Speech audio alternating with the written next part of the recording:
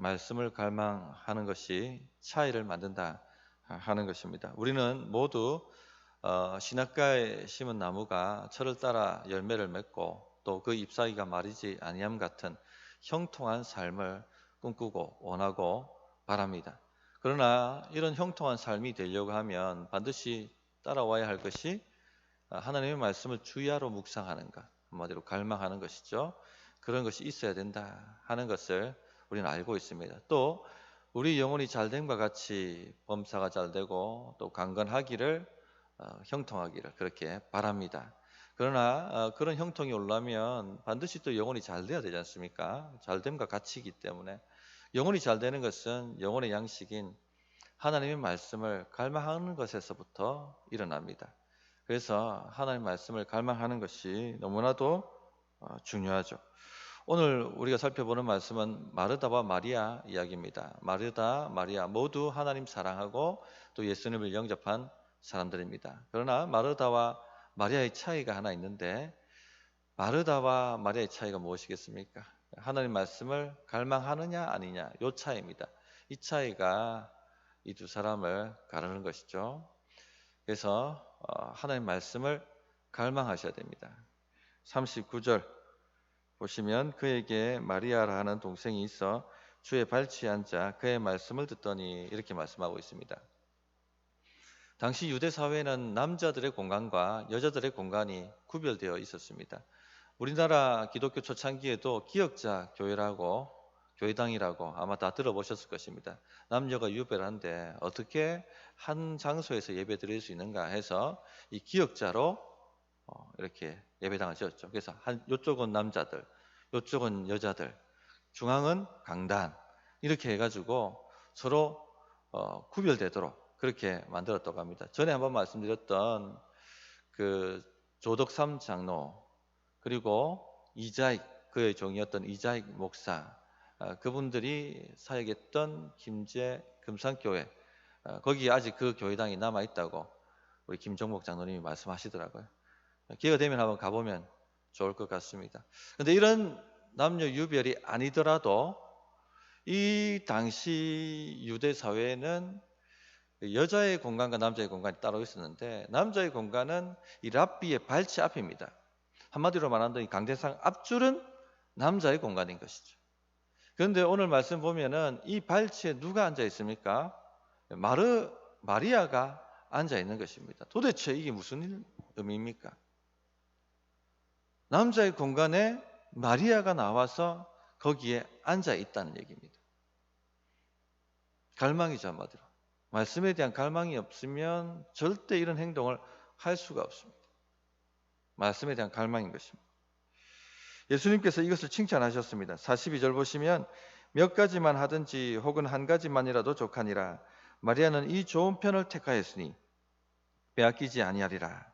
이렇게 말씀하셨습니다. 이 좋은 편을 택하였으니 빼앗기지 아니하리라.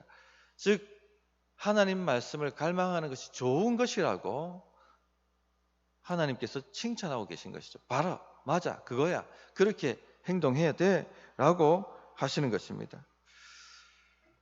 우리는 믿음이 좋아지기를 원합니다. 믿음이 좋아져야지 하나님의 역사를 경험하고 또 하나님께서 우리에게 주시고자 하는 모든 은덕을 받을 수가 있습니다. 그래서 믿음은 하나님의 선물을 받는 보이지 않는 손이라고 이렇게 얘기를 합니다. 그럼 믿음이 어디서 생깁니까? 너무나 중요한 것이죠. 믿음은 하나님의 말씀을 듣는 것에서 온다 이렇게 말씀하셨습니다. 하나님 말씀을 들어야지 믿음이 생기는 것입니다. 그래서 우리 성도님들 한번 잘 보시면은 누가 믿음이 좋으냐, 믿음이 좋은 사람들 특징이 하나 있는데 하나님의 말씀을 갈망하는 사람들이다 하는 것을 아마 우리 주변에서 다 경험하실 것입니다. 쉐마라고 아시죠? 들으라 이스라엘아. 한때 쉐마 교육이 유행하기도 했습니다. 신명기 6장 4절부터 5절 말씀이죠. 이스라엘아 들으라. 우리 하나님 여호와는 오직 유일한 여호와시니 너는 마음을 다하고 뜻을 다하고 힘을 다하여 내 하나님 여호와를 사랑하라. 하나님께서 이 말씀을 부지런히 자든지 일어나든지 앉든지 항상 선포하고 또 자녀들에게 가르치고 들려주라 이렇게 말씀을 하셨습니다. 그러면은 너희가 거하는 땅에서 수를 누리게 될 것이고 또 그 땅을 빼앗기지 않을 것이다. 그렇게 말씀을 하셨죠. 그것이 무슨 의미입니까? 믿음은 들음에서 나니까 계속해서 믿음이 생기도록, 믿음을 가질 수 있도록, 믿음을 유지할 수 있도록 말씀을 들려주라 하는 의미입니다. 믿음은 들음에서 납니다. 그래서 세상에서 가장 중요한 활동이 뭐냐라고 말할 때 가장 중요한 활동 중에 하나가 영적으로 본다면 하나님의 말씀을 듣는 것입니다. 그것이 우리 인생을 좌우하니까. 하나님께서 주신 것을 누리게 하시고 빼앗기지 않게 만들기 때문에. 마태복음 4장 4절에 이 중요성을 이렇게 말씀하셨죠. 예수께서 대답하여 이르시되 기록되었을 때 사람이 떡으로만 살 것이 아니요 하나님의 입으로부터 나오는 모든 말씀으로 살 것이라 하였느니라. 하나님을 안 믿는 사람들은요 무엇이 가장 중요하겠습니까? 떡이 가장 중요합니다. 얼마나 많은 떡을 확보하느냐, 얼마나 많은 떡을 쌓아두느냐, 얼마나 많은 떡을 추수하느냐, 버느냐, 여기에 생명이 있고 여기에 미래가 있고 여기에 구원이 있다라고 생각을 합니다. 자, 그러나 하나님은 다르게 생각하시죠. 하나님은 떡으로 살 게 아니고 하나님의 입에서 나오는 말씀으로 살아야 한다라고 가르쳐 주신 것입니다. 떡은요 하나님께서 불어버리면 사라지고 없습니다. 좋다, 이제 그만 여기까지 하면은 사라지는 것입니다. 세상에 있는 모든 것은 지나가 버립니다. 그러나 하나님의 말씀은 영원히 거하고 생명을 주고 우리를 살린다라고 말씀하셨습니다. 이것을 볼 줄 아는 눈을 가진 사람들이 신자죠.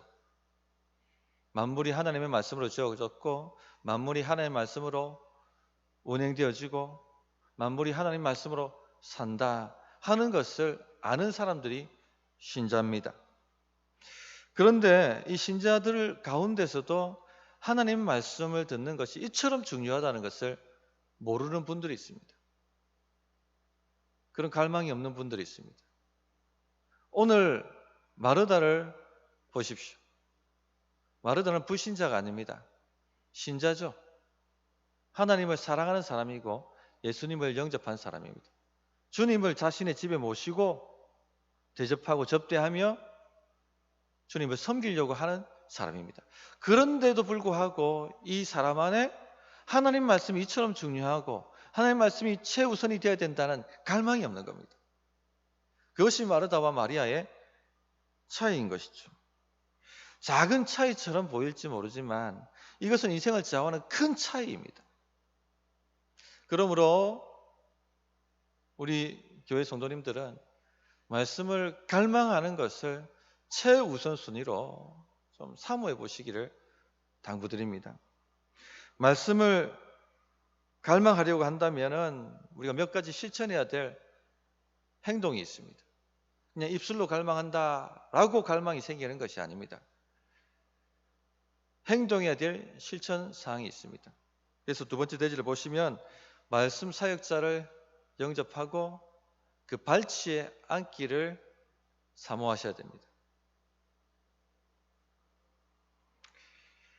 말씀에 대한 갈망을 가진 사람은 뭐 이런 것 시키지 않아도 갈망이 있는 사람들은 말씀 사역자들을 영접하고 또 그 발치에 앉으려고 합니다. 그러나 우리의 이런 갈망이 늘 같은 수준을 유지할 수 없기 때문에 슬럼프가 오거든요. 영적 침체라는 것이 일어납니다. 그런 것이 일어날 때는 의지적으로 의도적으로 말씀을 갈망하려고 하는 행위를 하셔야 됩니다. 배터리가 방전되면 충전을 해야 되는 것처럼 우리의 갈망이 방전되어지면 충전하는 행동을 해야 되는 것이죠. 그것이 뭐냐? 말씀 사역자를 영접하는 것입니다. 말씀 사역자를 영접하는 거죠. 오늘 말씀 보시면 마르다 마리아 예수님과 그의 제자들을 영접하고 있습니다. 마르다가 우선순위가 잘못되었지만 잘한 행동 중에 하나가 말씀 사역자들을 영접하는 행동이죠. 38절 보십시오.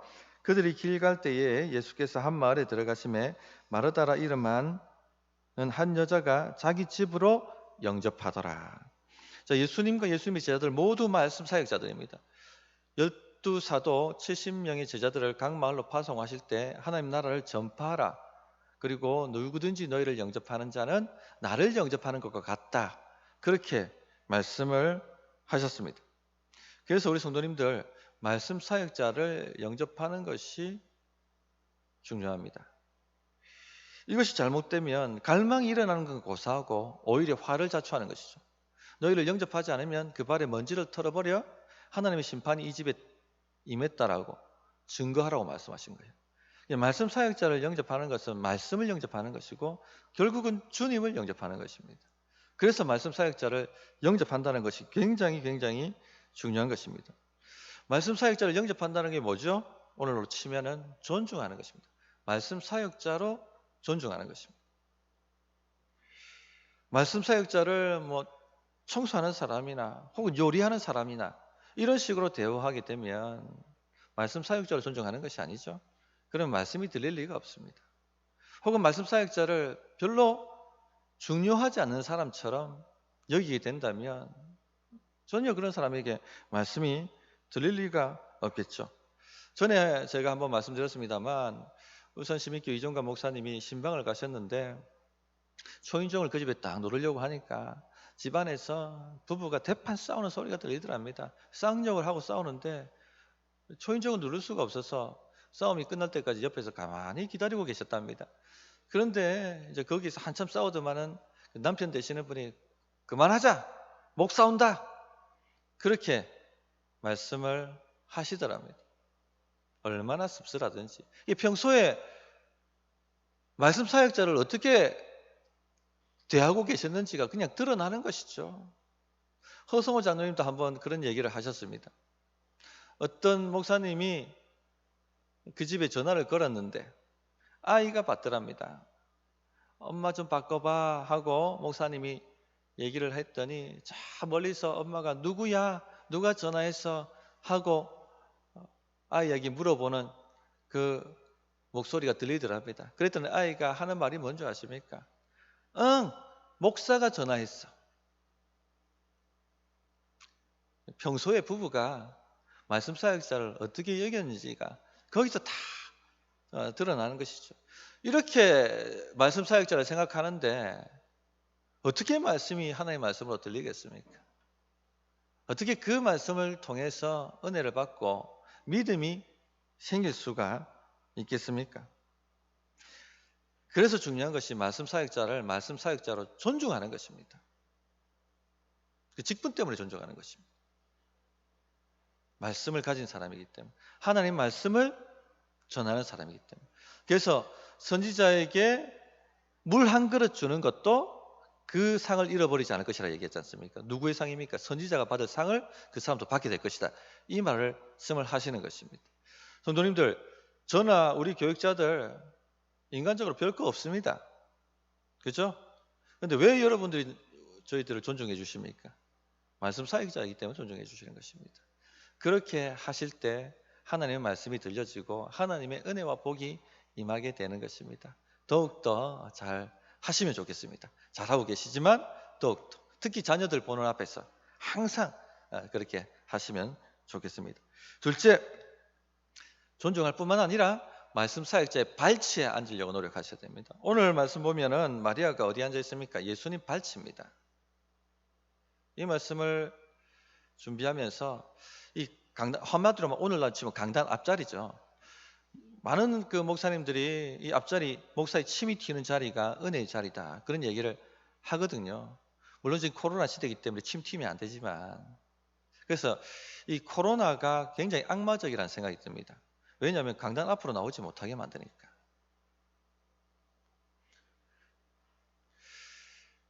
제가 울산에서 청년부 사역을 할 때 청년부가 한 200명 정도 되었습니다. 그리고 본당 크기가 우리 교회 한 두세 배 되는 본당이었습니다. 근데 그 200명이 중앙에 딱 이렇게 쪼르르미 앉아 있었는데, 앞에 이 강단 앞자리의 아이들은 강당 앞자리에서 한 두세 줄까지는 이 청년들이 말씀에 집중하고 말씀을 듣습니다. 왜냐하면 지금 담임 목사님 눈이 바로 여기 딱 꽂히니까. 근데 저 뒤에 있는 아이들은요, 옆에 아이하고 얘기하고 스마트폰 꺼내가지고 검색하고 집중을 못하는 것입니다. 이래가지고는 도무지 아이들이 영적으로 성장할 수 없겠다 싶어가지고 목사님께 가서 목사님 예배당을 좀 바꿨으면 좋겠습니다. 저 교육관에 있는 예배당 거기로 좀 갔으면 좋겠습니다. 그래서 허락을 받았습니다. 거기 예배실은 꽉꽉 채우면 겨우 250명이 들어가는 아주 좀 좁은 공간이었습니다. 강단 앞자리까지 좌석을 놓아야지 250명이 들어가는 것입니다. 근데 그 자리에 넣었더니 어떤 변화가 일어났냐면 거기에는 바로 이 강사 앞자리, 강사의 숨소리까지 다 들리는 자리가 그 회중석이었거든요. 회중석과 거리가 짧아지니까 그렇게 집중하지 못했던 사람들이 집중하기 시작하는 겁니다. 거의 이제 스마트폰을 꺼내가지고 딴짓하는 청년들이 없었어요. 그래서 이 밟지 않는다는 것이 중요하구나. 밟지 않는다는 것이 이렇게 중요하구나 하는 것을 그때 알았었습니다. 저는 좀 나중에 기회가 된다면 우리 성도님들 지금 코로나 때문에 그렇게 못하시지만 코로나가 끝나고 나면 밟지 앉아야 한다는 것을 좀 생각을 하셔야 됩니다. 밟지 않는 것. 밟지 않는 것. 누가 그러면 밟지 않습니까? 원래 예배 일찍 오는 사람이 밟지 않거든요. 순차적으로 앉기 때문에. 근데 이제 이 갈망이 없으면요. 일찍 와도 저 뒤에 앉습니다. 그래서 성도님들은 꼭 코로나 끝나면은 강단 앞자리가 중요하거나 왜 마음이 집중되거든요. 들어가거든요. 그런 의미가 있다 하는 것을 꼭 기억하셨으면 좋겠습니다. 자, 그리고 세 번째, 하나님 말씀 듣는 것을 최우선 순위로 삼아야 한다는 것입니다. 자, 마리아는 예수님께 칭찬을 받았고 마르다는 책망을 받았습니다. 마르다는 예수님을 집으로 영접한 사람입니다. 말씀 사역자에 대한 존중을 가진 사람이었고 잘 대우하고 잘 섬기고 싶었습니다. 그런데 뭐가 문제였습니까? 우선순위가 뒤틀렸다는 것이죠. 우선순위가 뒤틀리면 아무리 좋은 것이라 할지라 해도 문제를 일으키게 됩니다. 자, 어떤 문제가 생기는지 한번 보시기 바랍니다. 40절 보시면 마르다는 준비하는 일이 많아 마음이 분주한지라 예수께 나아가 이르되 주여 내 동생이 나 혼자 일하게 두는 것을 생각하지 아니하시나이까 그를 명하사 나를 도와주라 하소서. 자, 말씀에 대한 우선순위가 들리면 첫째, 마음이 분주해집니다. 이것은 빼앗겼다는 얘기입니다. 준비하는 일이 많아 마음이 분주한지라 마음이 다른 것에 빼앗겼다는 것이죠. 진짜 중요한 일이 중요한 것이 아니라 별 중요하지 않은 일이 중요한 것처럼 여겨져서 마음을 빼앗겨 버린 것입니다.